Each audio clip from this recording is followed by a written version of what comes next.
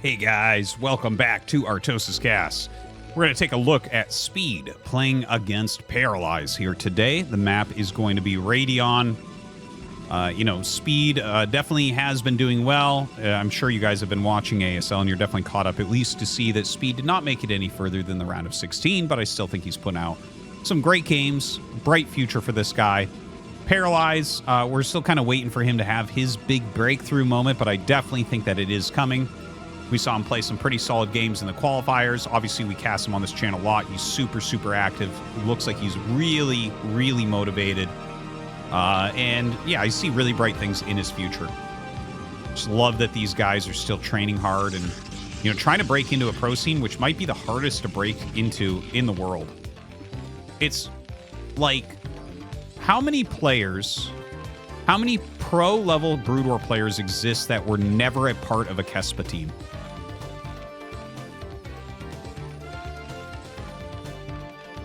Scan. Was Soma not a practice partner? I'm pretty sure Scan wasn't a practice partner. I'm pretty sure Soma wasn't a practice partner. Even Rush was a practice partner in the Kespa days. Okay, it's like, and yeah, Speed was at least a practice partner. Paralyze was on SK. Like, it's unbelievable trying to break in. You see a lot of these names that are up at the top that just can't quite make that leap. There's just like, if you were on a Kespa team, you have such an edge over everyone else. You learned things that are so difficult to learn on your own about what's actually important in this game and how to actually pull it off. It's, again, part of the beauty of the game, how difficult it is and how long it takes to break in. Honestly, we don't see anyone coming from nothingness into top-level Brood War play. You can get pretty good. There's definitely players that get to S rank in a year or so with Protoss. But it's... Those players are even kind of few and far between, and to break all the way to the top, we're still kind of waiting for it. We'll see. I think it will happen. I think it will happen eventually. It's just a really, really hard thing to do. I honestly don't know if there is a harder esport to break into pro gaming in. Let me know in the comments if you think that there is. All right, so gasless expansion here for Speed. He does an end scout and we'll find Paralyze here before the first Dragoon comes out. Wow, the probe is so annoying there. Gets those few extra hits. Yeah, he just kind of scouts and sees, is there anything else crazy? He saw range get canceled, and that's a very fast Nexus, but obviously not as fast as this command center. And that also makes it so that Speed has a lot of flexibility with how he goes about this build, because he can just put the bunker down, put Marines in it, and there's not a lot you can do. And the fact that he hasn't been scouted yet, he's putting this far out. When you put it this far out, you're saying, hey, I might be going one base. Watch, he'll run the goon by to see. He sees how far out that is. Watch this.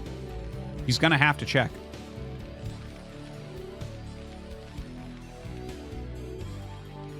You gonna check?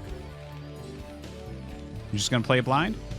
Okay, well, I don't know. Maybe Paralyze isn't thinking about this, but when you see a barracks bunkered this far out, this is what we used to do to say, hey, don't try to check, because if it's right here, you can kind of walk up and see oh, he's mining minerals. Okay, he's gonna expand. When you put it further up, it's like a tell that you're trying to hide that you don't have the command center. You're trying to make it look like you have the command center, and you don't have the command center. So this is kind of a mind game, but we don't actually see Paralyze diving into check. He's just going for his Nexus. Robo on the way. Range is, of course, on the way, but a while to go. One factory, which means it's a starport build. Yeah, there's the starport. So very, very fast starport here. I'm actually very interested to see, because one of my favorite builds of all time starts out looking like this. So I think what we'll see is siege mode, 2 vultures drop. So he'll drop 2 vultures. He might even bring the siege tank too, but generally you have to get siege mode in this situation. See, siege mode, siege tank. I have another game on the channel It's a fantasy game. If you want to check it out, Fantasy vs. Air Foyu, where I analyze it very deeply. Oh my god, he broke the bunker. Speed was too slow in the bunker. Hey, the bunker's further away. This happens. Speed's not going to die here, but this actually could give an advantage to Paralyze. That's crazy. That's one of the problems with having it way out there. He was only seconds off of saving it there. Also, because the barracks was to the bottom, you don't have the trick where you can pop the Marines to soak shots. If it was in the opposite direction, like if he was at the top, if he was over here doing it, then he could have actually popped Marines in and out to make him miss shots. Wild stuff. So he's repairing his SCVs right now, just trying to keep them alive to push this all back. Dude, this is so sad for Speed. His build is just falling apart right now. It's, I'm not going to lie, it's a little bit cathartic to see someone lose their bunker. You know, because this is something that happens to every Terran from time to time. But, like, that's definitely a blunder there from Speed, which is an uncharacteristic blunder. All right, he's going to do a full wall. That makes a lot of sense. He is making the 2 Vultures for the drop. Let's go in Armory. Second Factory. We don't actually see, like, eBay or anything yet. But yeah, anyways, like I said, this is like a very cool type of build where you actually don't have any Vulture upgrades, but the thing is you have siege mode, so they don't really expect you to be coming in. Now, that being said, Paralyze actually had an observer here, and he has goons in position. So he looked at this and said, yeah, this could be a quick drop. And he was right, and he blocks it really well. What was that, 3 probes only? So, I mean, as far as speed goes, it didn't do what he was hoping for, but it was still pretty good. Like, three probes is, well, technically it costs the same amount as 2 Vultures, but Speed gave up a lot of other pressures he could have done to do that. So, while you have to look at it mathematically and be like, yeah, I guess, you know, 3 probes is okay, it's still not what you're looking for, because it's only like value equal, as opposed to like this took away a lot of options. When you decide something, you are deciding against a lot of things as well. It's an important thing to keep in mind when playing StarCraft.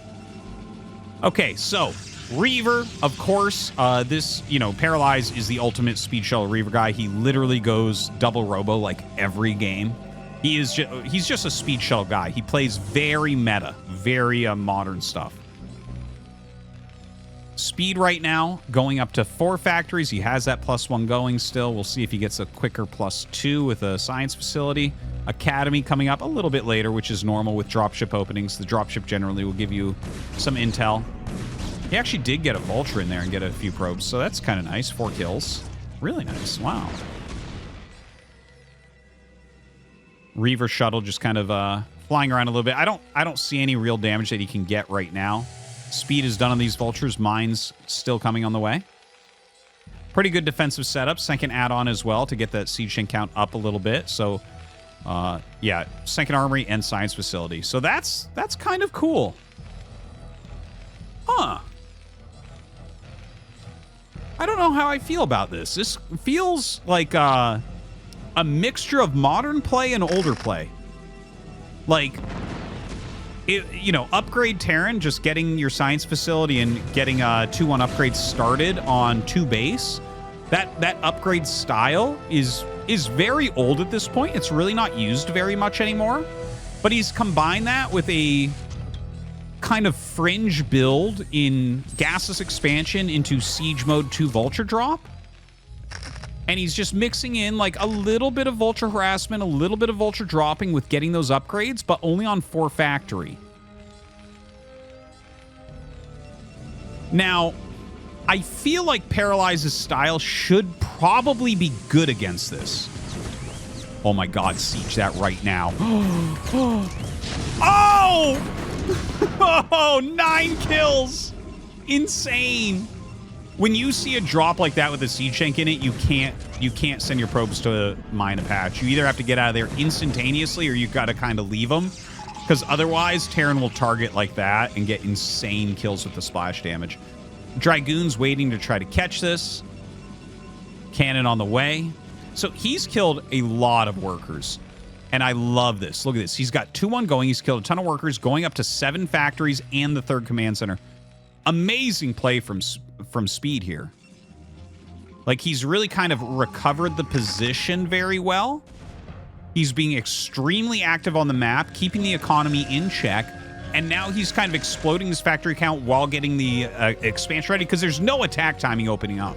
0 of that. Not yet. He definitely needs the additional factories. But the amount of time it's going to take him to start pushing, he can, should, and will get another base up and start mining from it. All right, High Templar's coming out. Anyways, I was saying before that drop came up, I feel like Paralyze's style should be, in general, pretty good against what Speed is doing. And the reason for that is that he goes for the speed shuttles, like every game into Psystorm, and then masses up like a lot of gateways and a lot of units. And in general, the slower you are to move out and take space to expand again, it becomes very difficult for the Terran player to actually push out of these small chokes when there's Psystorm and an arc of Speed Zealots around. So that's why I was saying I think the style of Paralyze should be pretty good against this, but Speed is playing it so well and dealing so much damage to the economy that I think stylistically what helps him in this game, it'll be discounted a little bit. It won't do quite as well as it would in a more normal position where this much damage hasn't been dealt. Oh, he even has a Wraith up. I actually really like that as well. Nice little defensive Wraith there on the side.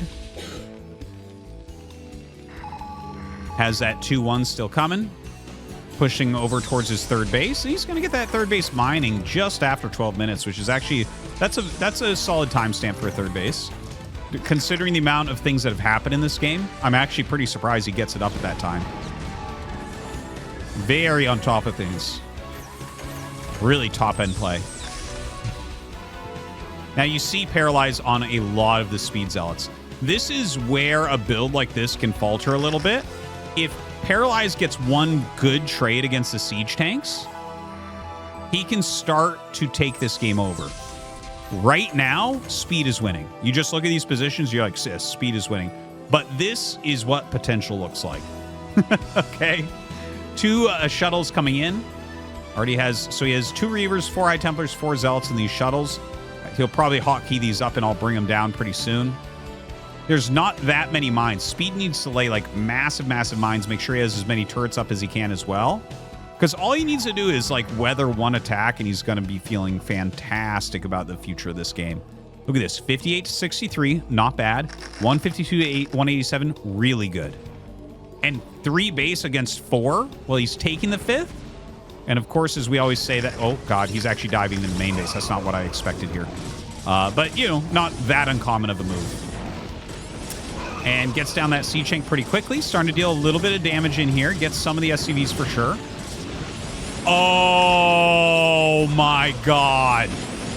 Well, that is the cash money moment of this game. Down to 25 workers. We were just talking about how his worker count was really solid. What was it, 58?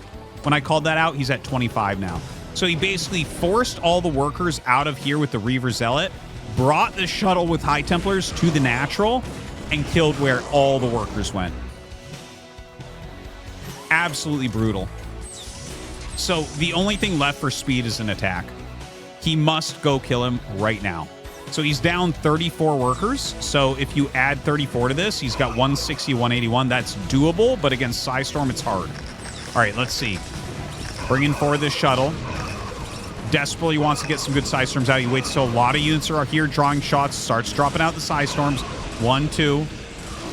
Good storms go down. And it looks like Paralyze is going to clear everything. GG.